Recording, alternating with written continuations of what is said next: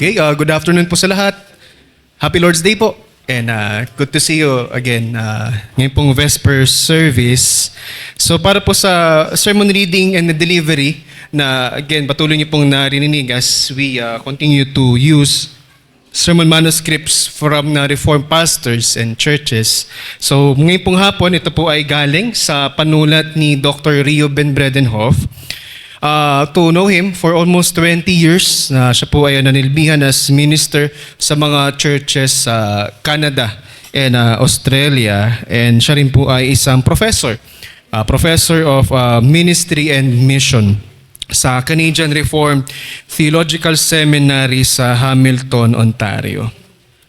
So, to start, kanina po sa invocation po natin and for every worship service na ginagawa po natin, kung mapapansin po ninyo, nagsasambit tayo ng simple confession sa simula. And galing po yun sa Psalm 124 na may kita po natin sa verse 8. Ano po yun? Our help is in the name of the Lord who made heaven and earth. And I know we know it by heart din kapag binabanggit every worship service. And I hope na kada narinig po natin, no? I hope nanonotice po niyo pa rin yung mga salita. Kasi kapag ginagamit po natin yung text o yung words over and over again, so katulad ng ginagawa natin sa bawat invocation, ang fear is that di na tayo nagbibigay ng attention eh. Andun po yung tendency to do that. O kaya pwede nating makalimutan kung saan galing yung mga words na yon or ano yung ibig sabihin.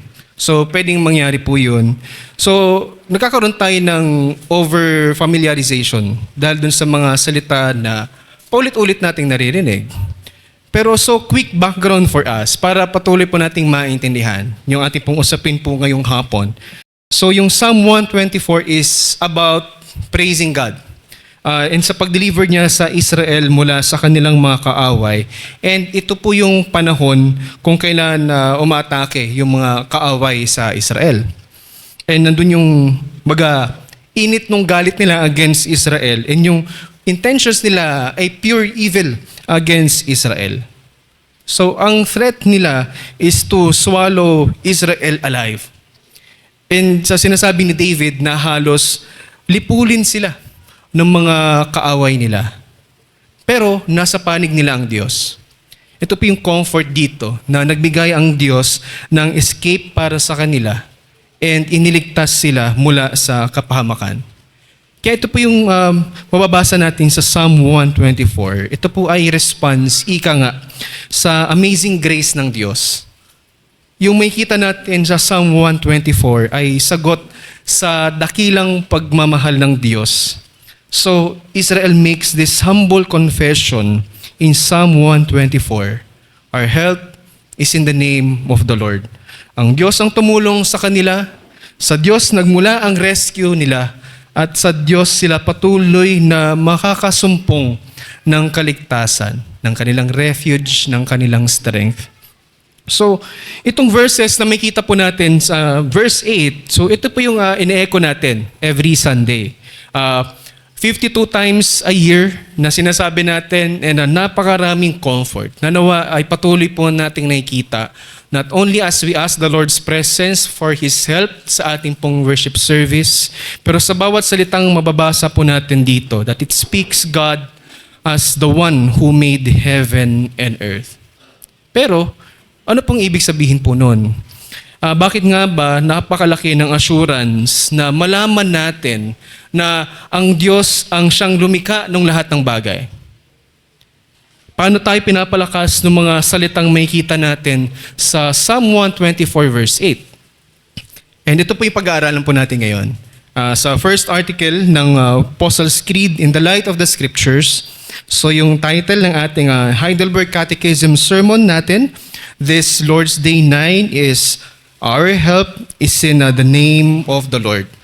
And para po sa mga subtopics, para makatulong sa atin na intindihin yung kabuuan ng catechism, so ito po yung mga questions to help us understand. God, our Father, created the heavens and the earth.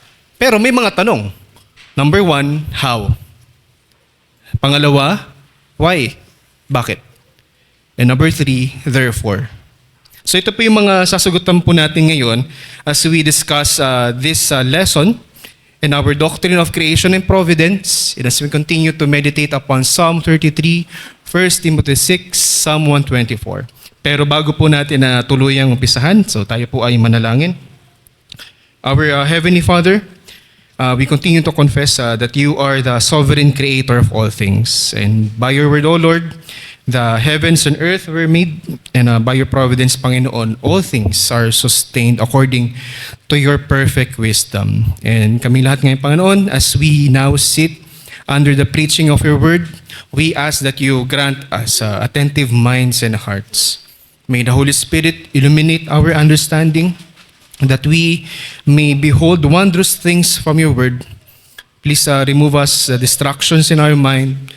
You continue to soften hardened hearts and cause us to behold your power, wisdom, and your goodness, Panginoon, in creation and providence. And nawa sa lahat po ng mga katotohanan, Panginoon, na amin pong matututunan, may lead us to continual trust in your care and obedience to your word.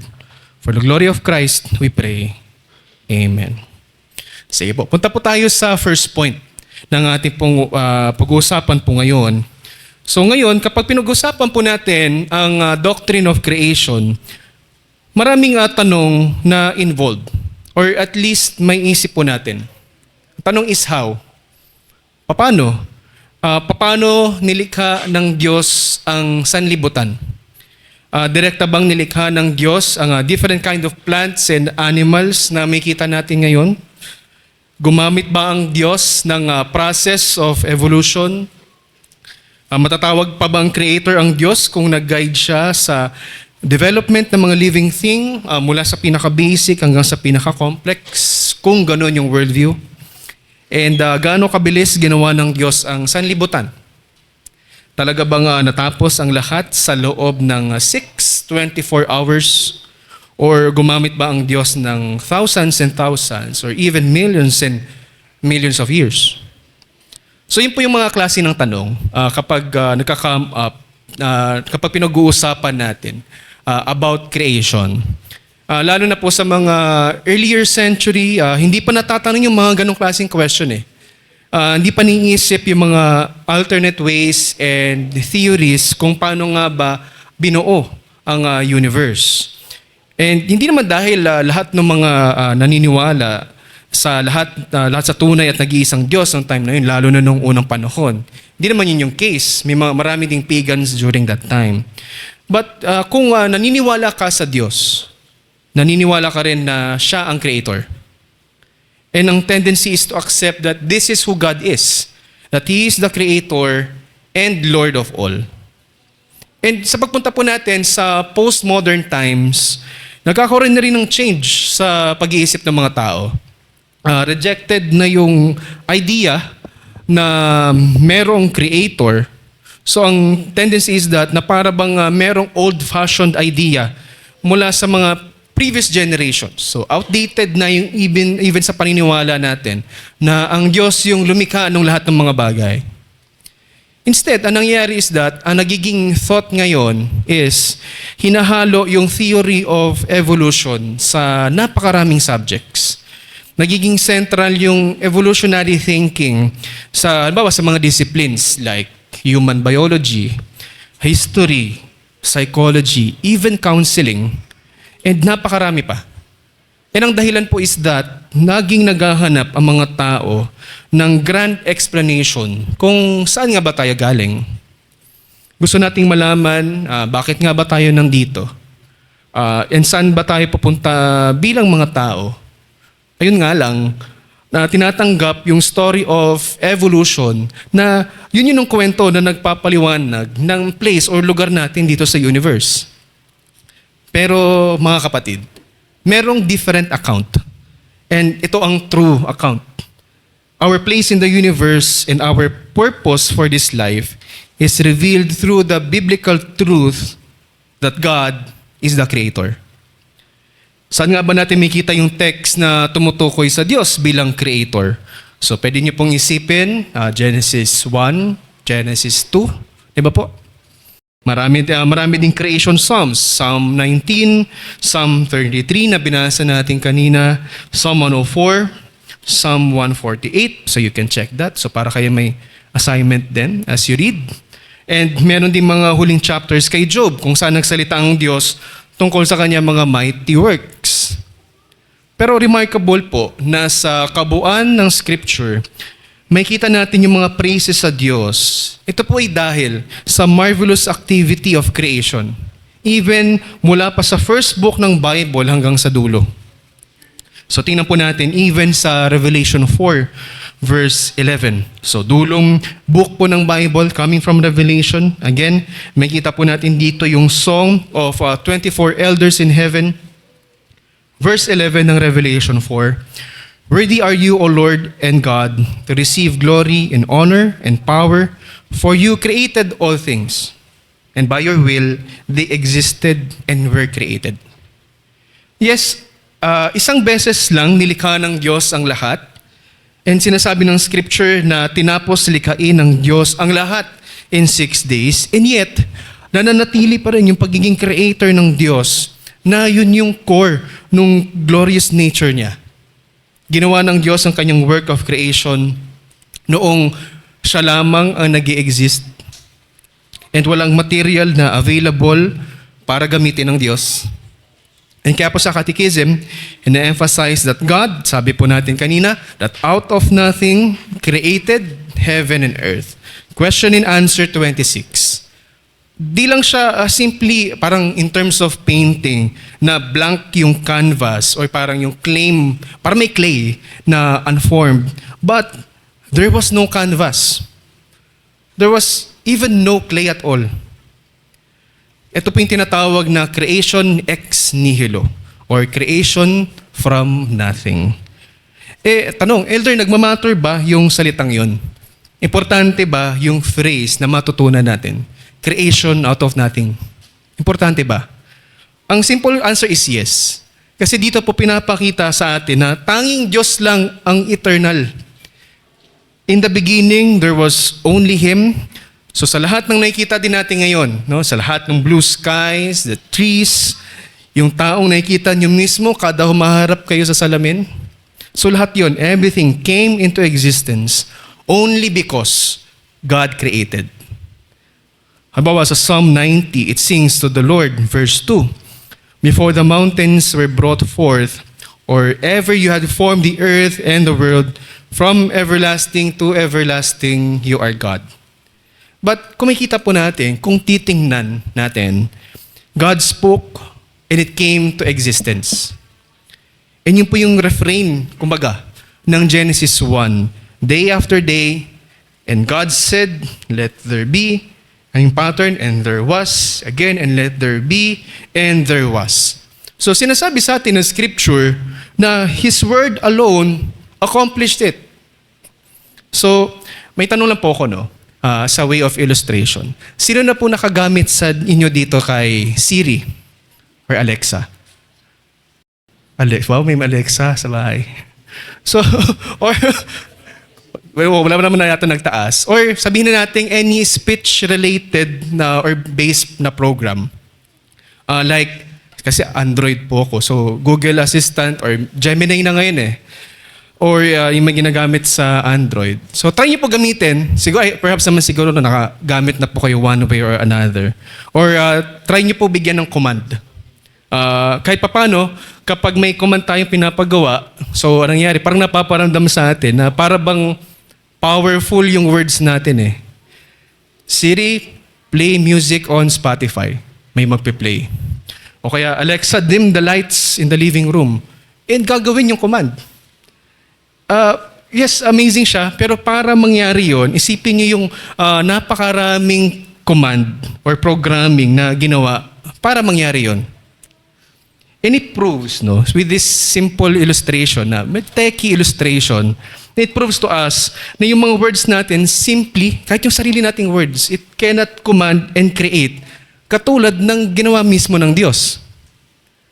So by speaking, ginawa ng Diyos ang lahat, and even the great heights of creation, kasi sabi nga sa Psalm 33 verse 6, na binasa din natin kanina, By the word of the Lord, the heavens were made, and by the breath of His mouth, all their host. So, yun po yung isang way of creation. God spoke, and everything came into existence. But for us, mankind, ginawa tayo ng Diyos using a different method. He formed us from the dust of the ground and breathed into our nostrils yung breath of life. Sa Tagalog nga po, basahin ko lang din ang Biblia version 2001. So nilalang tayo ng Diyos mula sa alabok ng lupa at hiningahan ang mga butas ng ating ilong ng hininga ng buhay. So napaganda. And another thing, na we are even formed in the image of God. We are the crown of His world and the object of the special love of God. And sinasabi nga sa verse 15 ng Psalm 33 about mankind, He who fashions the hearts of them all. So, God made them all. And God maintains us all. And yun ang second half ng work ng God the Father na dinidescribe dito sa Catechism. Dito may kita natin how God, hindi lang creation, but even provident, how God still upholds and rules the universe. Again, second half ng question and answer 26. And sa verse 7 naman ng Psalm 33, it puts it this way. God, He gathers the waters of the sea as a heap. He puts the deeps in storehouses. And sinasabi po doon that God keeps everything in proper place. Saan matatagpuan ng dagat, saan nakalagay even yung mga lava sa ilalim, yung mga weather, yung mga nation. So they only move at the command of God. And now, listen. Minsan gusto po natin, na tayo po ay nagpe-pretend na meron tayong control over little things in our lives. Minsan iisip natin na nakita na natin yung niche natin kung saan tayo yung in charge sa buhay po natin. Siguro sa mga sarili nating tahanan, we set the rules. Tayo po yung nag-set ng mga magiging takbo sa household. Maybe ganun din sa work na tayo, maybe ang boss, or we are essential to get things done. Or kahit in a simple daily life lamang natin, kung saan, planado na yung bawat oras sa buong araw natin, o kaya scheduled na sa mga, again, tech illustration, sa mga smartphone natin o sa mga planner natin, yung mga gagawin natin sa buong araw natin even. So, we like to manage things. And we say that we have to manage this problem, manage this outcome, or manage this discussion. So, gusto natin yung idea na tayo ang nasa control. Pero kadalasan, and meron po tayong nakakalimutan na illusion na tayo ang may control. No part of our life is our domain. Pero ibig sabihin po ba nun, by saying that, na para tayong mga robot, yun po ba yung ibig sabihin nun? Ang sagot is no. But it is understanding that all of creation is under the direction of God every moment because it is His creation. And minsan, pinapaalala po sa atin ng Diyos, ito pong reality. Minsan, on a big scale. For example, 5 years ago, na merong small virus which turned the whole world upside down. Di lang naman big scale. Minsan, pinapaalala din yun sa atin even on a tiny scale. I think na-experience na rin po ito na halimbawa, meron kayong plans, meron tayong plans for the week. Marami activities, something very important for us to do. Pero suddenly, magkakasakit tayo. And kailangan natin magstay sa bahay and di na natin magagawa yung plan natin gawin. So after all, both in a big scale and on a tiny scale, after all, we are not in control. Sabi nga po Psalm 33 verse 10 to 11, the Lord brings the counsel of the nations to nothing. He frustrates the plans of the peoples, but the counsel of the Lord stands forever, the plans of His heart to all generation.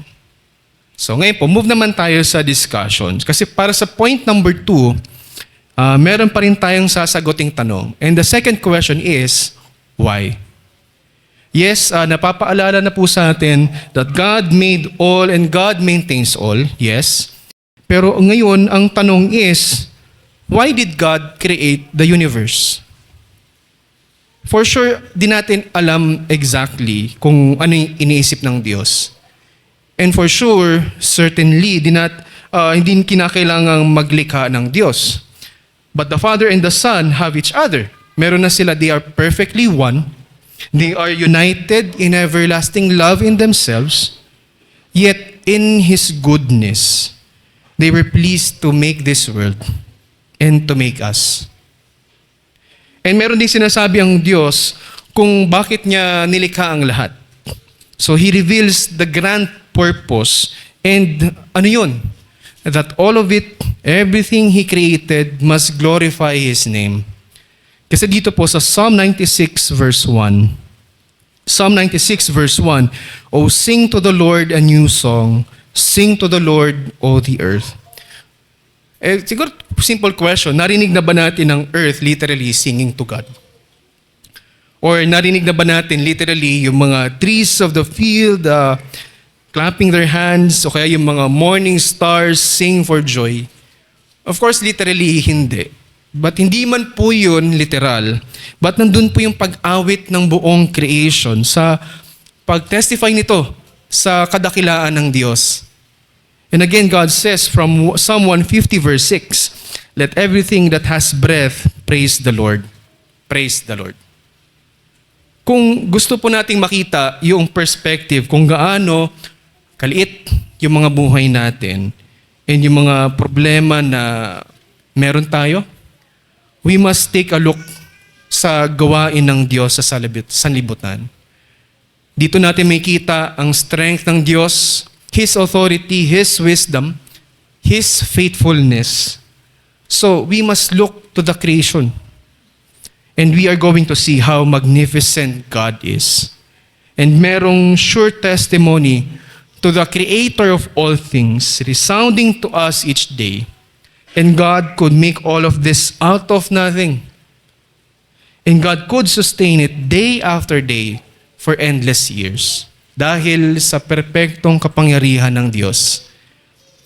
Kung pinag-usapan po dito sa Psalm 33, yung tungkol sa creation ng Diyos, and sinasabi rin po dito kung paano tayo mag-respond.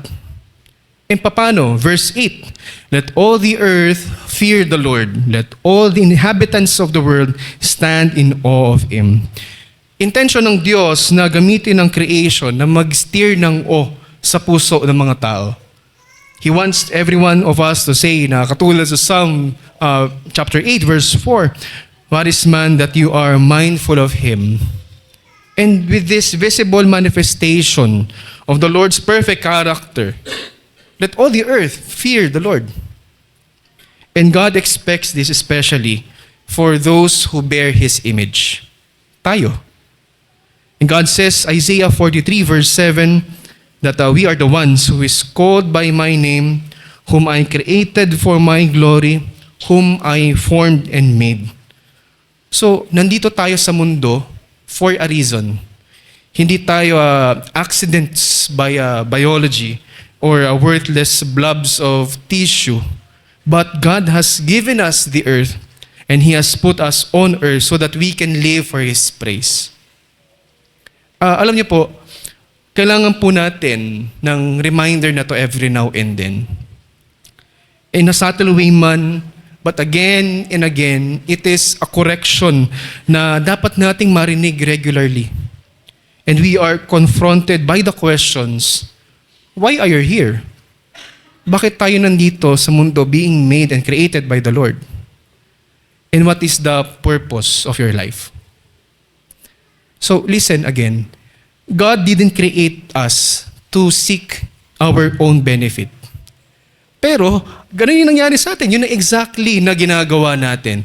Ginagamit natin yung mundong ito na ginawa ng Diyos, but in a selfish ways, in me-centered ways. We corrupt the good gifts of God, we squander it, and yun, yung mga pawang blessings, pero yung ginagawa nating Diyos. Yung benefits, yung ginagawa nating benefactor. Yung creation, tinuturing natin, parang yung ating creator. Yun ang ginagawa nating Diyos. At ano po yung mga ginagawa natin? This when we live just for food or drink, or hinahayaan natin yung mga purpose natin sa buhay ay tungkol sa health and fitness lang. We place our children above everything. We let our job become our identity. We allow cars, friends, productivity na yun lang yung nagiging dahilan natin kung bakit tayo nabubuhay. Yun na may mga pawang benefits, blessings. Pero that must not be God. But God says, I called you by my name. He called us by my name. I created you for my glory. And yung principle po na yun is makita po natin sa passage na binasa po natin kanina sa 1 Timothy verse 6. And sa kabuuan po nito, binabalaan tayo ng Diyos dito against the desire to be rich and against the love of money. Yes, nilagay tayo ng Diyos dito sa mundo kung saan binigyan tayo ng kakayahan na makapagtrabaho, kakayahan na kumita, or kakayahan na makapag-acquire ng possession sa biyaya ng Diyos. Pero hindi tayo nilikha ng Diyos para i-devote yung buhay natin para lang sa pursuit ng kayamanan.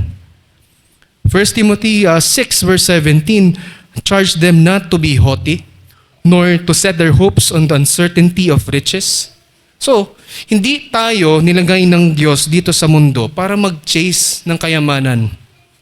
So, to balance naman, to give this pastoral balance din. Hindi naman ibig sabihin po nun na nire-reject na natin yung material things. O kaya mamumuhay na tayo na as beggars. No, hindi po yun ang ibig sabihin. But kasi ina-affirm ni Paul that is God Himself according sa 1 Timothy 6:17 who richly provides us with everything to enjoy. Very plain from the scripture. Di lang yung binigay sa atin, we can enjoy them. We can have joy in this world.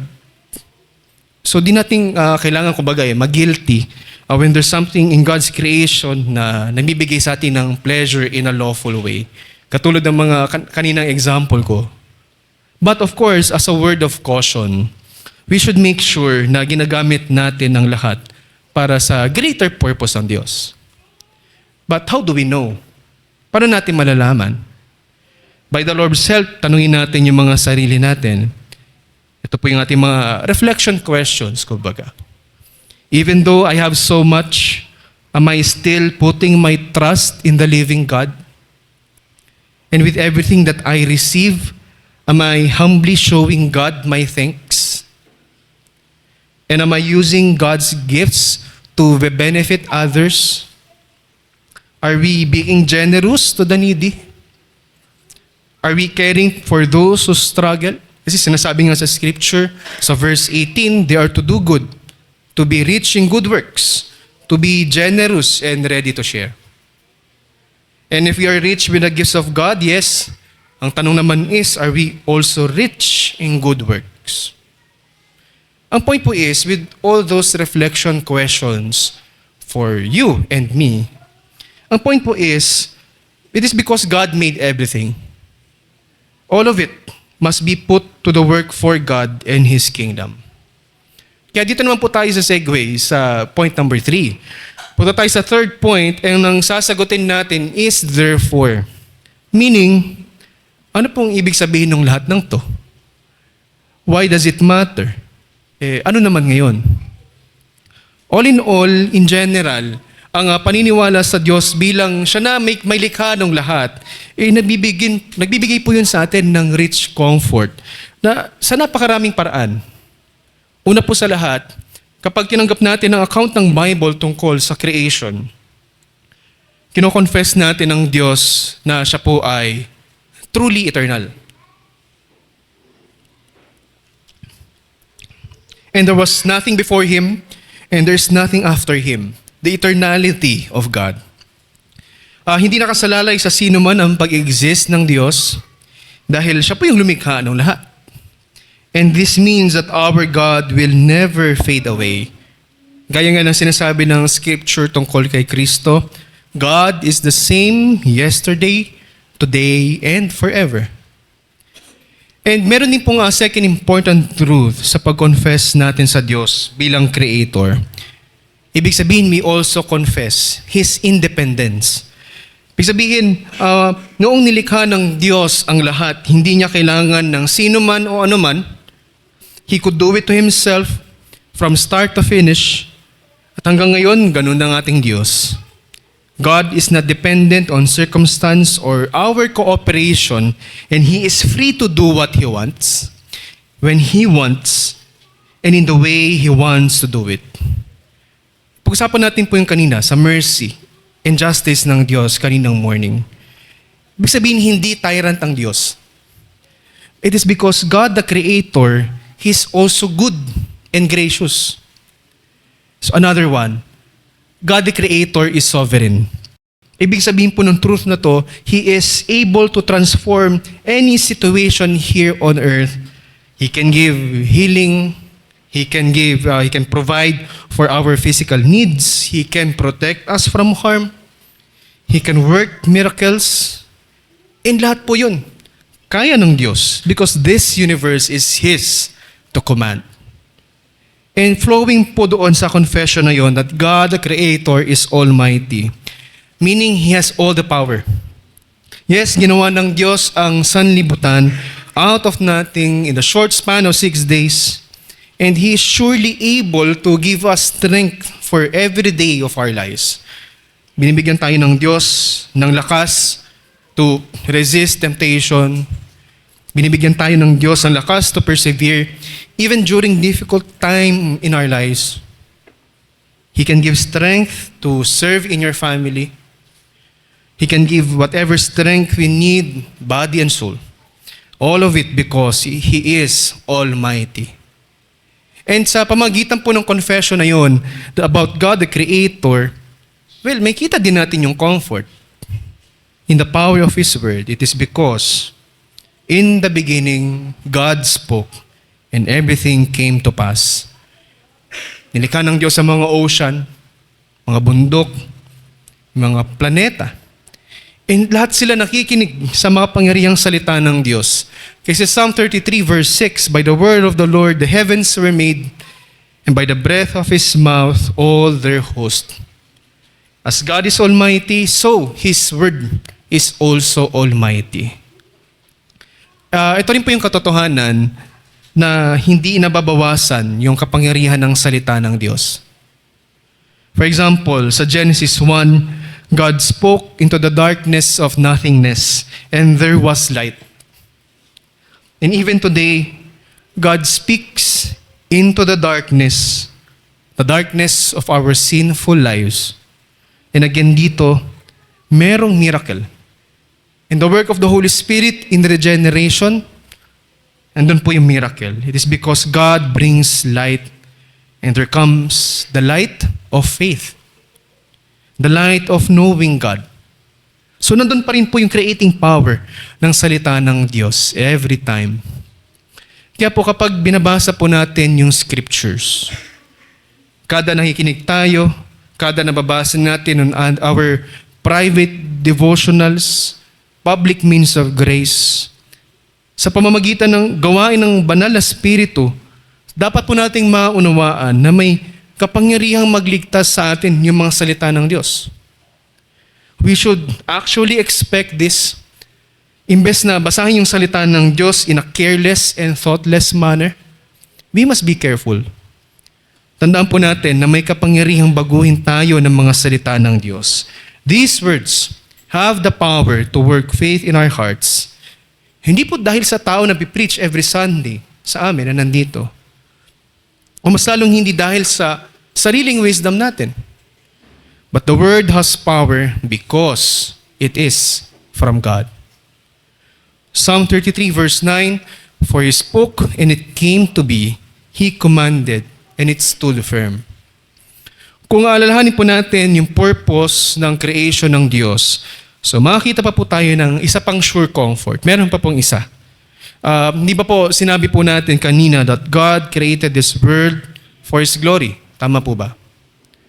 Ibig sabihin po nito na anuman yung mangyari, kahit na may mga masasamang pangyayari, we know that God's plan stands firm. Mangyari man yung mga tragedies, disasters, troubles natin in our ordinary lives. Pero di po ibig sabihin nun na ginive up na ng Diyos yung control kay Satan for a while. O kaya suddenly naging unpredictable na ang Diyos. No, but through every event, God's purpose remains. Verse 11, Psalm 33, "The counsel of the Lord stands forever, the plans of His heart to all generations." And sa purpose ng Diyos, may kita din po natin yung purpose natin. Kasi kahit po sa humble circumstances sa mga buhay po natin, gano'n man kasimple, gano'n ka mundane and ordinary, it still fit within the grand plan of God. And hindi kailanman pointless yung mga events na pinagdaraanan po natin sa mundong ito. They might be hard, disappointing, or even burdensome, pero di po yun random. Hindi po yun walang saysay. And actually, all of them serve to bring praise to the living God. And ano pa po yung makakahigit po doon sa thought na yun? There is nothing else, mga kapatid. Yung kasapatan po natin, may kita po natin sa Diyos. So, ibig sabihin po, sa lahat po ng to, na ang Diyos ang tagapaglikha, siya po ang Diyos na makapagtitiwalaan din po natin. We can trust in Him. He's eternal, sovereign, He is almighty. Yes, He is beyond anything we can imagine, but He is not beyond our reach. We can put our trust in Him. And ito po yung good news na sinet para sa atin ng catechism. Kasi after sabihin sa catechism, how God the Father created out of nothing, heaven and earth and everything in them, and pinag-usapan natin kanina how He still upholds and rules them, pero meron pa po isang beautiful confession dito.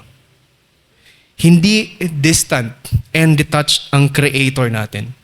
But He is the Lord, the one who can do all things for our good and our salvation.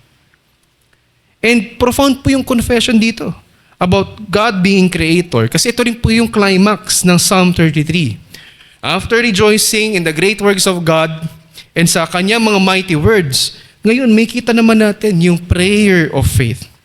Kaya sabi po dito, verse 20 to 21 ng Psalm 33, "Our soul waits for the Lord. He is our help and our shield. For our heart is glad in Him because we trust in His holy name." So yes, we can wait for the Lord. We can rejoice in Him. We can trust in His holy name. Kasi sabi nga po dito sa Colossians 26, and ito po yung beautiful confession. I trust in Him so much that I do not doubt He will provide whatever I need for body and soul. Kaya ito po yung dahilan sa pag-confess natin sa Psalm 124 verse 8. Sa bawat simula ng worship service po natin. Sinasabi po natin, our help is in the name of the Lord, the maker of heaven and earth. Ano po yung implication po nun? Kung nilikha ng Diyos ang langit at lupa at yung lahat ng naririto at nakikita po natin, ano pa po yung hindi magagawa ng Diyos? What is there that He will not do for His people in Christ? But mga kapatid, our help is in His name. Kaya para po sa lahat dito sa atin, lalo na sa atin, we as the people here in Zion Covenant Reformed Church, pumupunta tayo sa church, napakarami nating troubles in our minds and hearts. Iba't ibang degrees. Probably, naka-experience tayo lahat ng hardships, even our sorrows this past week. And even as we look ahead, Sunday pa lang pero may isip na natin yung problema ng Monday as we look ahead na maraming mga challenges sa darating na week. So we come to the church seeking encouragement from God. Kapahingahan po natin ito eh. Pumunta tayo sa church praying for forgiveness and cleansing.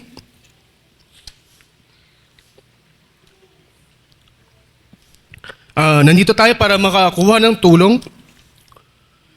And it is a truth for us na pagdating sa church, this is a museum na hindi po ito museum full of perfected believers. Hindi po rin po ito a gallery of good-looking saints who have it all together. But tayo po ay parang nasa hospital, full of those seeking help.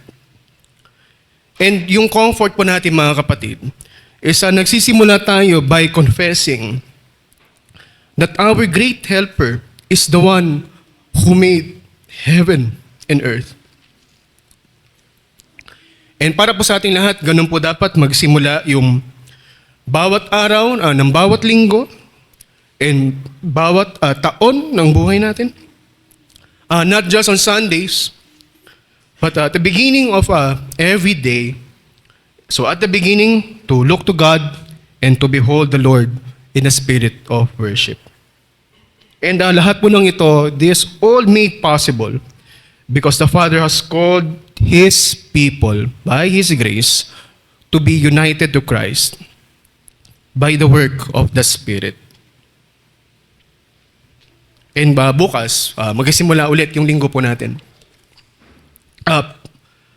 Panibagong linggo, nandun yung trabaho, study, and kahit saan man tayo tinawag ng Diyos in our callings, but mga kapatid, make it your Psalm 124 confession that my name is in the name of the Lord who made heaven and earth. Today He can save me. Today He can provide for me. He can and He will. And ang dahilan po ng lahat ng ito is because God is the creator of heaven and earth. He is our Father for the sake of Christ. So we will trust in Him and we will glorify His great name. So ito po yung ating confession po ngayong hapon, this Vesper. And we continue to pray that the Lord will guide us na ito po yung magpalakas po sa atin for our lives. Amen. So as we end, let us all pray. Our gracious and sovereign God, salamat Panginoon sa katotohanan ng iyong mga salita which was revealed to us to your glory in creation that you have given us, to your wisdom even in providence. We continue to confess and we stand in awe, Panginoon, that you spoke and all things came to be. You sustained the world by your mighty hand, and not even a single detail is outside your sovereign will, Panginoon. And because from you and through you and to you are all things. So we humbly ask, Panginoon, that sa pamamagitan ng Banal na Espiritu, that you would seal these truths upon our hearts, to illuminate our minds, that we may not merely hear these words, but truly grasp yung depths, Panginoon, yung lalim ng inyo pong wisdom in creation and providence. So Lord, grant us the faith to rest in your perfect wisdom, and we know that all things work together for good for those who love you and are called according to your purpose. But salamat, Panginoon, because you have made us know it, so we can confess that we know all these things. So and through your Son, our Lord Jesus Christ, we now rest in the sure promise that the same hands that created the world are the same hands also that was pierced for our redemption. And sa as we go forth, Panginoon, sa darating na buhay namin, susunod na linggo, may we always remember the words of Psalm 124 verse 8, that our help is in your name, who made heaven and earth. So keep us steadfast in this truth, that we may walk each day in humble dependence upon you, and you are our Creator and Sustainer. And we ask this in the name of Christ, our Creator and Redeemer.